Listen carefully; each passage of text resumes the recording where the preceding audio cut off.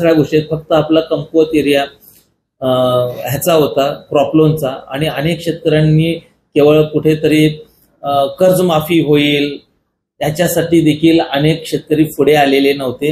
त्यांनी त्यांचं चालू कर्ज रिन्युअल करून घेतलेलं नव्हतं. तर मी शेतकरी बांधवांना पुन्हा एकदा मी आवाहन करतो, कुठल्याही अफवांवरती कुठल्याही आमिषांना कुठेही बळी न पडता किंवा कुठल्याही खोट्या ह्याच्यावरती असं वाट न बघता की हे कर्ज माफ होईल वगैरे त्याची वाट न बघता रितसर शासनाकडून जे क्रॉप लोन मिळतं ते क्रॉप लोन घेण्यात यावं.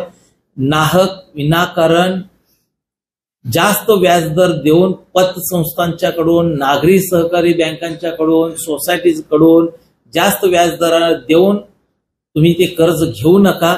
जे आपलं शासकीय कर्ज आहे राष्ट्रीयकृत बँकांच्याकडनं जे दिलं जातं, जिल्हा सहकारी बँकांच्याकडनं दिलं जातं, ग्रामीण बँकाकडनं दिलं जातं त्याचा लाभ जास्तीत जास्त घ्यावा.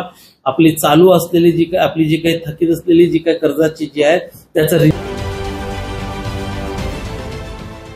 देश विदेशातील प्रत्येक घडामोडींचे लाईव्ह अपडेट मिळवण्यासाठी आता साम टीव्हीच्या सर्व सोशल मीडिया प्लॅटफॉर्मला लाईक, फॉलो आणि सबस्क्राईब करा.